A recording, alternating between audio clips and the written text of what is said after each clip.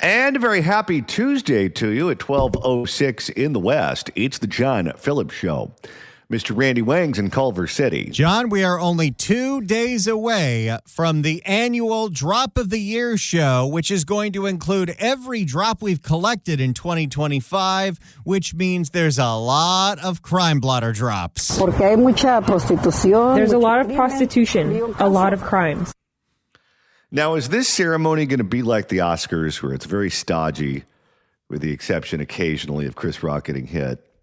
Or is it going to be like the Golden Globes, where we just put bottles of booze on the table and everyone can just go ahead and get obliterated? Well, everyone except us, because we're broadcasting. But yeah, if you're working from home or you're at home on Thursday, start blasting away at noon. You've got permission. But like the Oscars and the Golden Globes, it will be a 3-hour presentation. 800-222-5222 is a telephone number, 1-800-222-5222.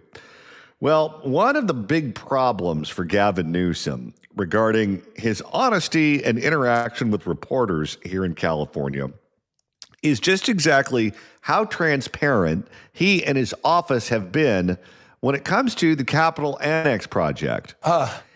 He claims that he's as transparent as humanly possible, and whenever he's asked a question about this project, he always says, "We'll get you the answer."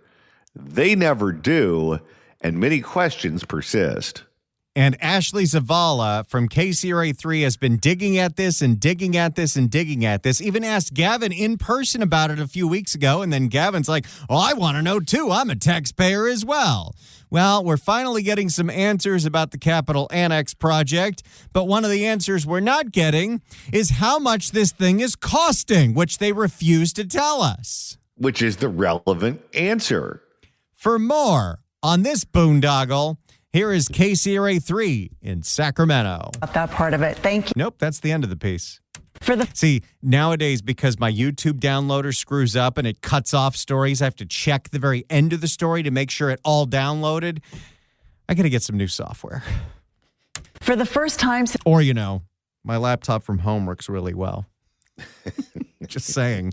For the first time since 2021, we are hearing from the leaders of the California Capitol Annex project. State lawmakers and the governor are building themselves a new office building behind the historic state capitol, and this project has been shrouded in secrecy. It has been years since leaders. And John, let's not forget, one of the things that was discovered about this Capitol Annex is secret hallways that the Speaker of the Assembly and the State Senate Pro Tem can use to hide from reporters like Ashley Zavala.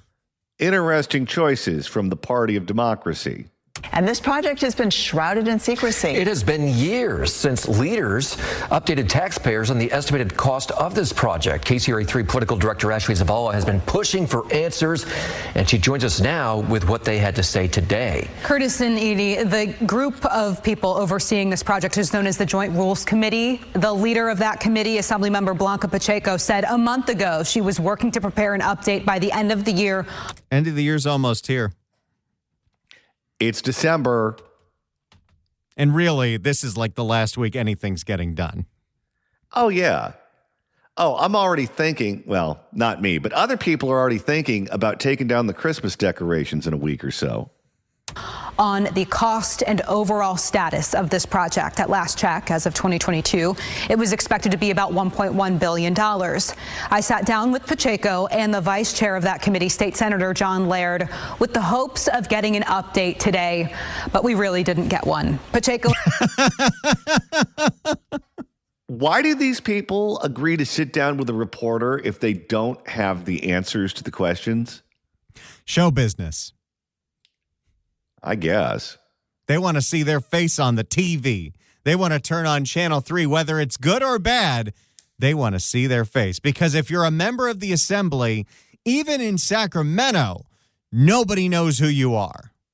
And if you feel like you can't lose re-election, then who cares if you come off looking like a jackass? But we really didn't get one. Pacheco and Laird shared that $1.1 billion has been earmarked for the project, which we knew. They said so far they've spent $518 million of that. They expect the building to be complete by fall of 2027. And as far as That seems like a very long time, and it's way past the original estimate, which means it's also going to cost way more than they say it's going to. What construction project in this day and age gets in on time and on budget? I think they hired my contractor.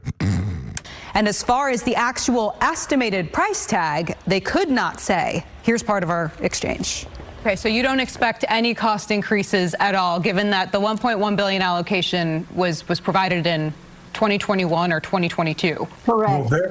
We are looking at seeing what are the accurate figures. So they're in Sacramento. They couldn't do this in person? Come on. It sounds like they're in a men's room somewhere. Sounds like your old laptop. Seeing what are the accurate figures. So this interview is a first of many, and we will be providing updates as they become available. So will the figures change? Yes, the figures will change, and we will provide them to you as we get the information, because we believe it's also important for us to be transparent. Okay, so just to confirm. Just because you say transparent doesn't mean you're being transparent. No, and think about what she just said there. On paper, it's going to cost $1.1 million. Obviously, those numbers are going to change, and I can't tell you what the actual accurate numbers are. So that meant nothing. But they're being very transparent about it. It's about as on paper as a contestant on Love Island. He's my type on paper. Okay, so just to confirm, you don't have an estimated cost update. We are providing it, and we just did. It's a... Whoa, someone's grumpy. We provided you an update with no numbers. Saying we provided you an update is not an update. It's a $1.1 billion allocation. We are within that allocation. We have actually spent $518 million to date, and there have been changes, and there have been challenges, but we are at this point within the allocated amount. It will change. So we haven't blown through the entire budget yet, but we've got 2 years to is not a great answer. No. And saying it's going to cost what it's going to cost and we just don't know it yet is not transparency. That is not having a plan. It will change. I'm also not totally sure why they need all this office space when half of Sacramento is still empty because the unions won't go back to work in person. Imagine renovating your house and you have a contract with the contractor and it says it's supposed to be done by a certain date and it says it's supposed to cost a certain amount. And then you go to the contractor wanting an update and you say, okay, we're still on track to meet this, right? Well, maybe we are, maybe we aren't. Well, how much more do you expect it to cost? Well, I can't tell you that. Who would agree to that? It will change as we continue to spend and it moves toward the $1.1 billion. This, again, is just one of many conversations that we will be having. Which is why I'm confused, because you're, Assemblymember Pacheco, you're already acknowledging that the figures are going to change, which is why I'm wondering how this could be an update. We've known that $1.1 billion has been allocated. We are getting, I acknowledge the So far, everything in your update are things that Ashley Zavala knew years ago. We all knew this. There's no breaking news here. We are getting, I acknowledge the update that you've spent $518 million. There's some confusion here, and it's not ours. What? Whoa, he's bitchy. There's some confusion here, and it's not ours.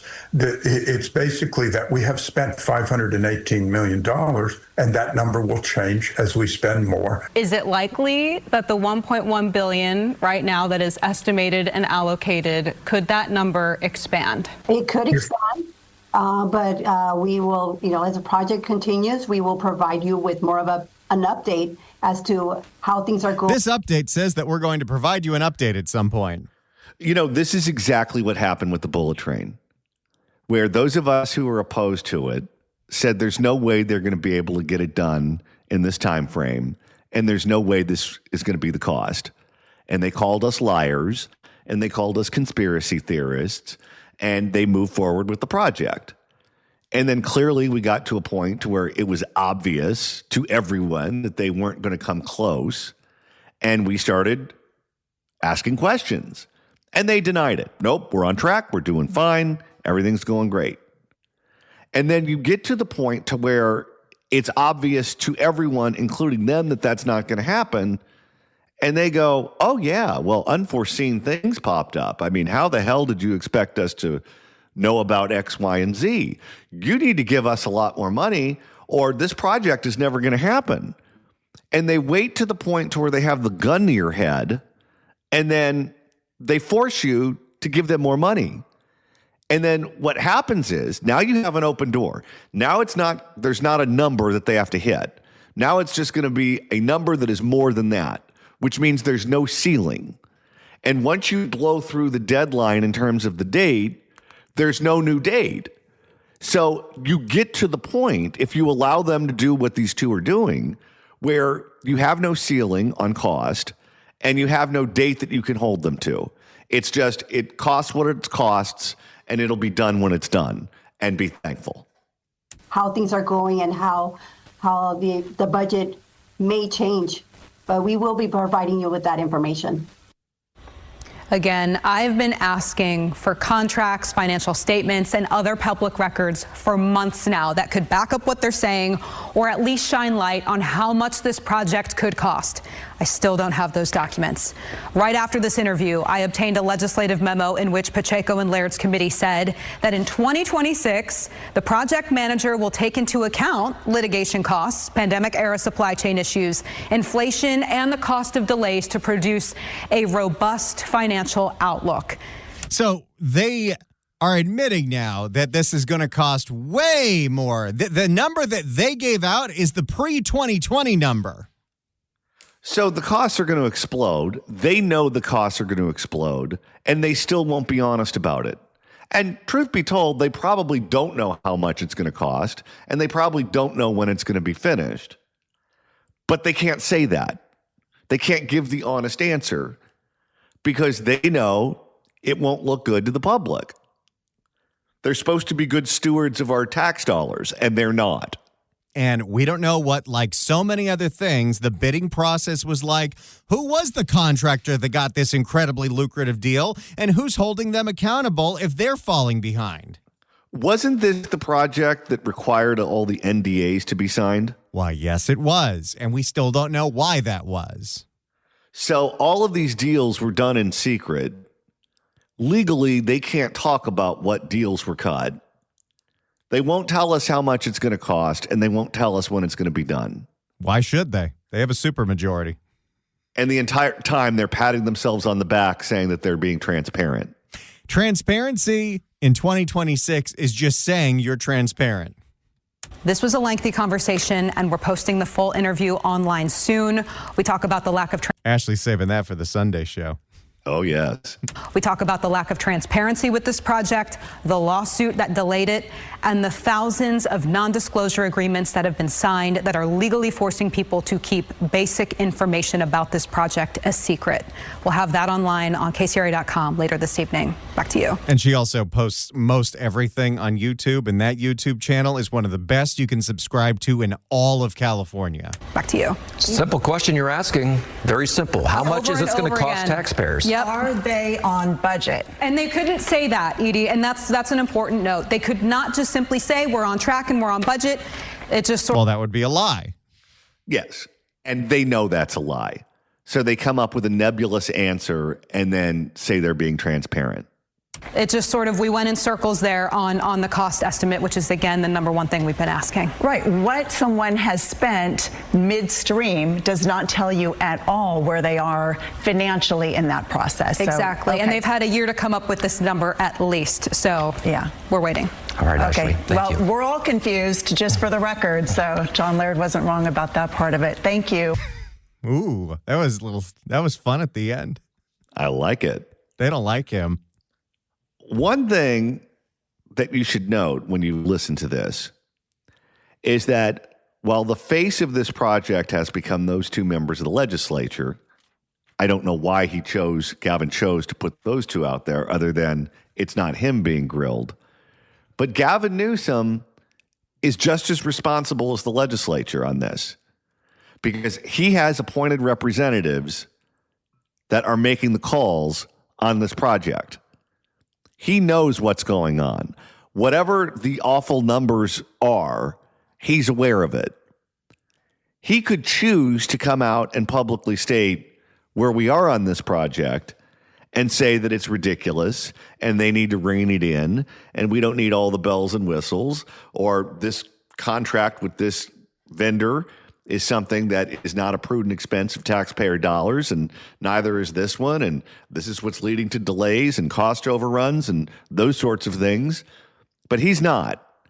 He's referring everyone to the legislature and letting them flounder in TV interviews, and then patting himself on the back for being transparent. 800-222-5222 is the telephone number. 1-800-222-5222. If you'd like to email the show, you can do so at johnnydon'tlikeshow@gmail.com. That's johnnydon'tlikeshow@gmail.com. And Randy, you're monitoring the mailbag. Sal writes in at johnnydon'tlikeshow@gmail.com. Based on previous Sacramento estimates and final project costs, that capital annex will cost more than $3 billion. Maybe you should have a contest with the listeners sending in their projections to see who gets the closest. And once you start getting into that range, you're getting into the range of what otherwise would be a bond that you'd have to put on the ballot. Oh, yeah.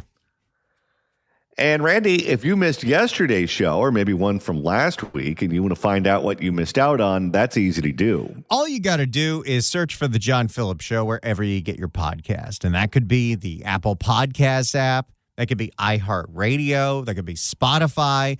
Search for The John Phillips Show. Hit subscribe.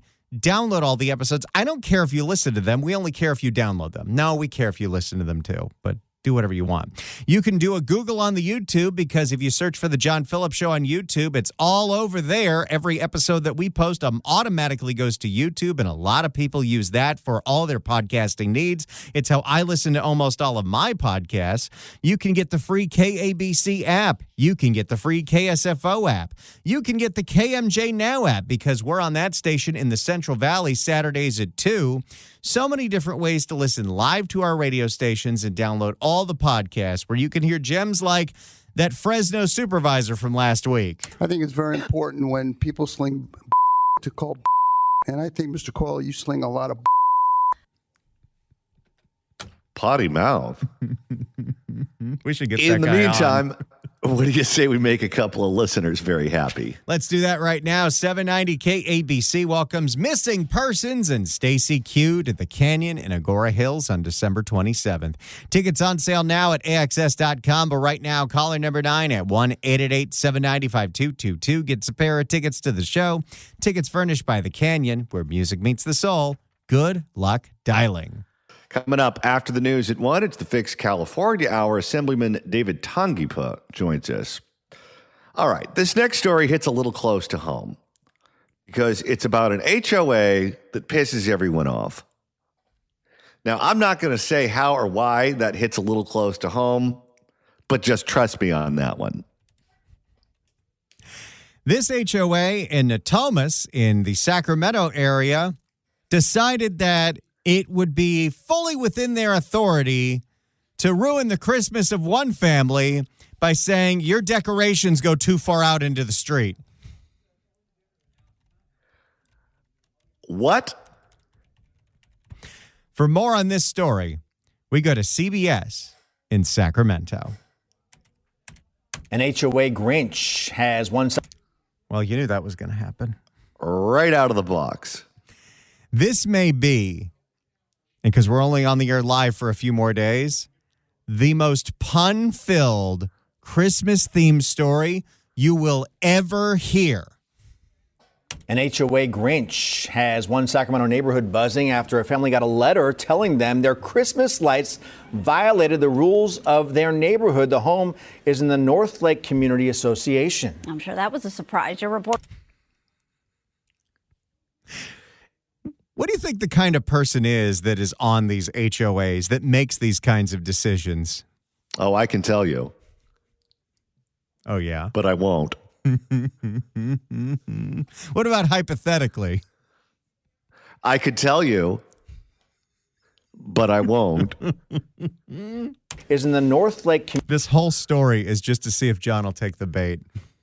Is in the North Lake Community Association. I'm sure that was a surprise. Your reporter covering Sacramento County, Tori Apodaca, joining us live now, getting answers on why those decorations are a problem. Tori. Steve Marley, the HOA's problem with this display is that it goes beyond the homeowner's property onto this sidewalk. How much of it goes onto the sidewalk? What, is Santa actually flying around in the sleigh? But the homeowner hopes that the HOA will lighten up. Christmas lights are prettier. Oh boy, they're bringing the kids in. Teacher says every time a bell rings, an angel gets their wings. Although you'll notice this is the first Christmas decoration story we've done this season where there are children in this family. Okay, do you think the phrase from It's a Wonderful Life is holding up? Or do you think when the kids in school are learning about that wonderful movie, Christmas movie that many of us watch every single holiday season, they changed it around to make it more woke? Teacher says every time lesbians kiss, an angel gets their wings. Christmas lights are prettier. I somehow thought what you were going to say was going to be way worse than that. Where did you think I was going? Christmas lights are prettier, but someone says take them off on their house, and somebody are acting like Scrooge. They wrote a script for the kid to read? Yes, they did. I don't know if it was the parents or the local news. I'm going to guess it was the parents. But, you know, you feel powerless against an HOA sometimes. The least you can do is indoctrinate your child to understand how oppressive these regimes are at the age of 5. Excellent point. 'Twas the week before. Oh, no. She's going to go Dickens on us, huh? It's time. 'Twas the week before Christmas, and the lights were aglow. The kids are cheering and bells are ringing until the HOA said no. Oh, my. I know it's a smaller market, but Golden Mike's, if you're ever up in Sacramento, this is the piece. Submit right now. It broke my heart because this is our first home, and we finally got to do something like this. As their granddaughters sent their letters to Santa, the homeowners received one of their own. The HOA telling them the lights violate their rules. Holiday decor on the common area. How dare they? I've been on the receiving end of those letters many times. Holiday decor on the common area, meaning these cathedral arches on the sidewalk gotta go. All in all, I think they should have, it's kind of petty. It's a petty thing. Well, what do you think HOAs are for? They're there to be petty and collect money, and no one knows what the money's actually for. Wait, cathedral arches on the sidewalk. What did it look like? Well, now I got to go look at it. Did it look like a McDonald's just opened up in the neighborhood? Not so much the golden arches, but maybe it's something you walk under. It's probably a cheap plastic display. But now I got to go scroll through the playlist and go look at this video that I only listened to in the car. So now I got to go to playlist. And in fact, on my YouTube channel now, I have saved all the videos in case something like this happens. And I go to my Sacramento News playlist, and then I scroll down to the Natomas Family Frustrated. Let's see. Okay, it's like little tiny arches that are made of like Christmas lights and plumbing wire. They're super cute. They're very glittery, and there's little nutcrackers on them. It is a harmless little display that adds a little Christmas cheer to the neighborhood. So you walk underneath it as you're walking on the sidewalk. That's typically what an arch is. Okay. But it is not impeding anybody's ability to use the sidewalk because the installation goes from one side of the grass to the other side of the grass, and the clearance is about 8 feet. So it's not like anyone's having to do the limbo to walk under these arches. He says he's heard this story before. You know, the Grinch and Scrooge. We're getting a lot of shout outs today. Oh, we are. Scrooge. But as we know, even a Grinch's heart can grow. Not an HOA board members. They gave us till the 26th, December, so that was kind enough for them to do that. Okay, what's the point then? Why not just get rid of the stupid rule? The display bringing wonder and awe for their little Zuzu, Zoe, and neighbors who stop by. And even when the lights come down, Jesus is the reason for the season. their mission to be light won't dim. Ultimately, That's why they're turning the other cheek when it comes to this HOA that I'm sure they'd like to get revenge on.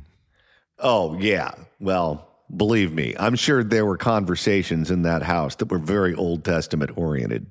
ultimately, we just want to bring joy, happiness, and cheer to everybody. And the mission statement of your average homeowners association is the exact opposite of that. Yeah, they must go to one of those New Age churches. He needs to find his inner rage, and he needs to find a church that speaks to that. Find one of these fire and brimstone outfits. Yeah, and that's exactly what the family says that this display has been doing. They say that it's been a lot of fun seeing the neighbors stopping by, sitting down on this bench to take pictures, ring the bell up above. But I guess there's not that much going on in Natomas. You know, that's where the Arco Arena was. That's where the Sacramento Kings used to play. It's out near the airport. ring the bell up above. But of course, rules are rules. So they say that they will take down this display on the 26th. I also did reach out to the HOA, but did not hear back by the time of this report. Well, first of all, I think we have to say that, Tori, I think you just crafted an instant holiday classic. That was an incredible story you just told. Sure was. Oh, small market TV.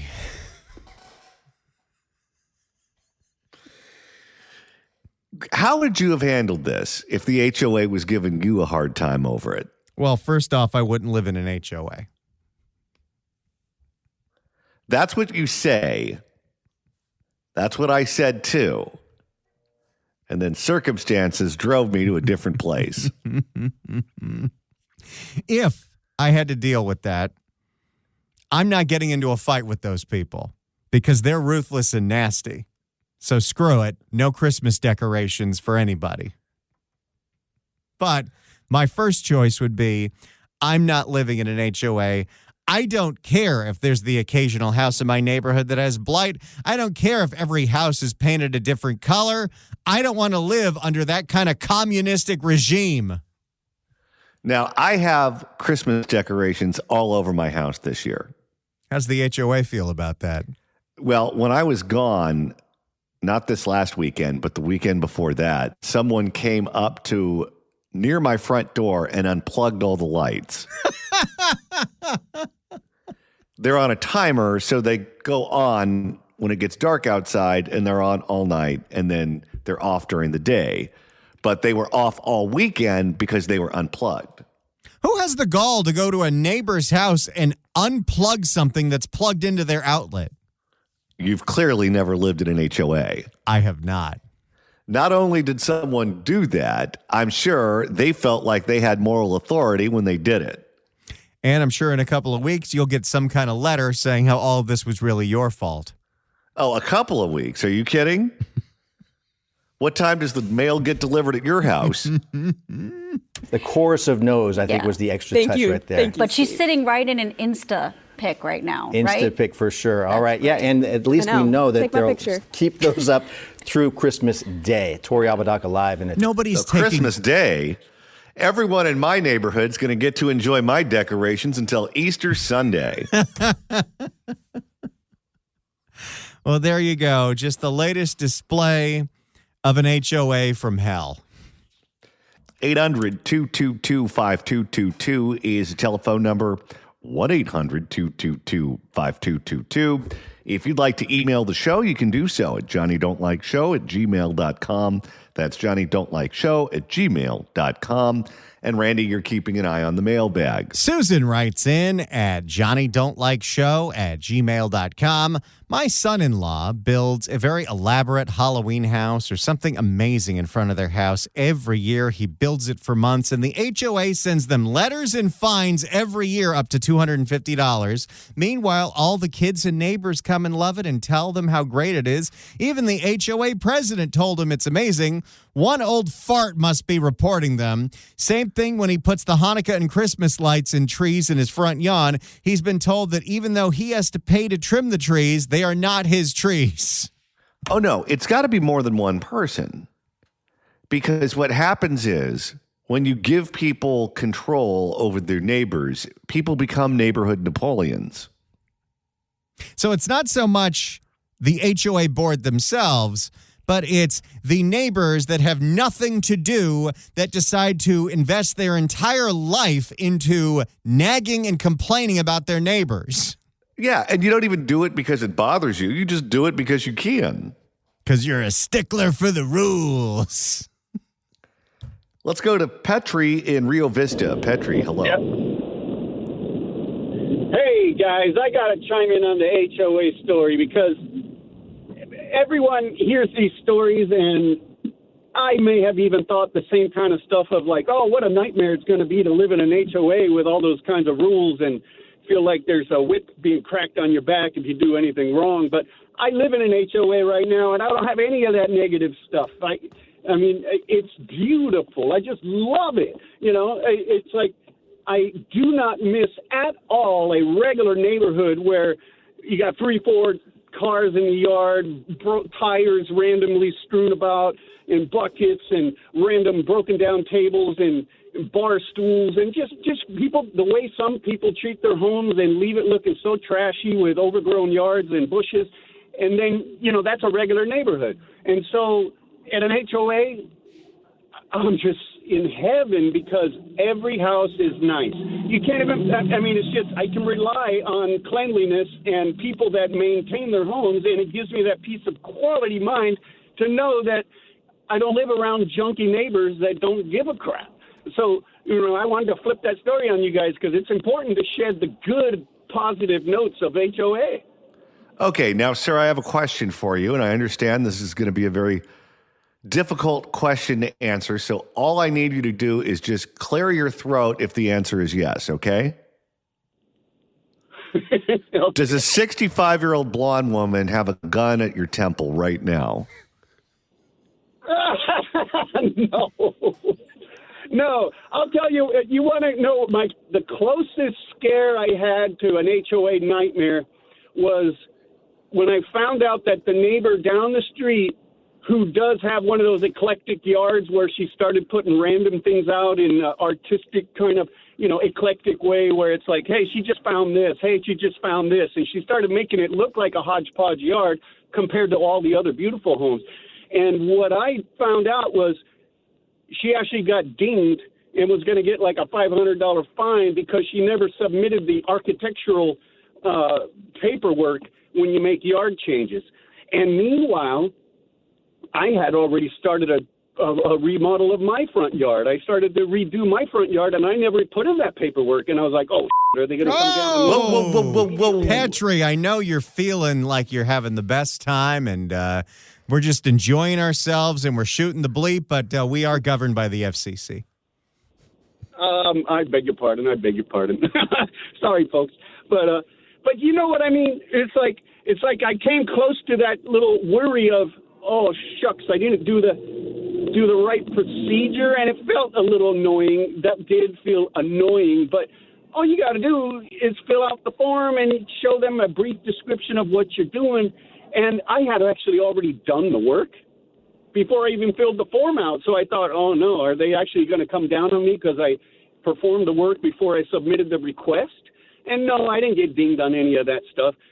And in fact, you know, it's a golf course property, and they did a remodel on the bar and grill, and they demoed out all this fantastic flooring, you know, 12 by 12 shale rock and just awesome flooring was just getting thrown away. So I drove my truck over there and I loaded it up and I brought it all back to my place and repurposed it to put a patio in my front yard where a crappy bush was.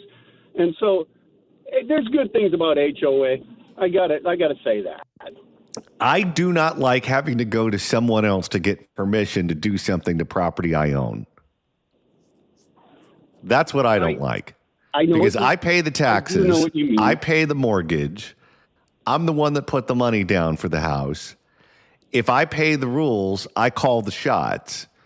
And if I want to put, let's say, numbers on my house that are different from what my neighbors have, that shows you what my address is, then I shouldn't have to go to a board and have to show pictures and explain myself, and they don't like it. They want you to do something else, and then they give you permission, and then the membership of the board changes, and then they send you a letter and they want you to take it down.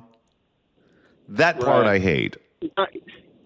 I agree with you, and I've been a little bit worrisome of that, but, it's like the trade-off is, okay, kind of like go with the flow, go within your lane. Don't try to step too far out of the lane to grab that attention. Like I even worried about like people, they put those little like those suns, a picture of a sun with a smiley face and the flailing, the flames that are going all around, and those little tin metal artwork that they hang on doors, on walls, right? Well, I didn't want to go with that same stuff that you see everybody doing, and I was like, I don't need to do the same thing everyone else. So I found a wind god who looks kind of evil, and he's like blowing his tongue out, blowing the wind.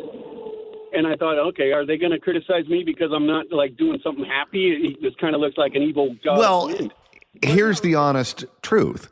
An HOA board is just as political as any other elected body.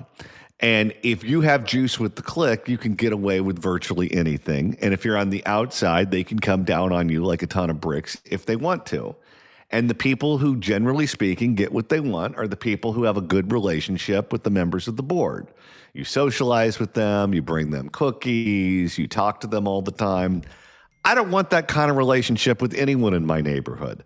I don't want to know who they are. I don't want to have a relationship with them. I don't want to feel obligated to talk to them every time I pass them. But if you want to get what you want, you're forced to put yourself in that position.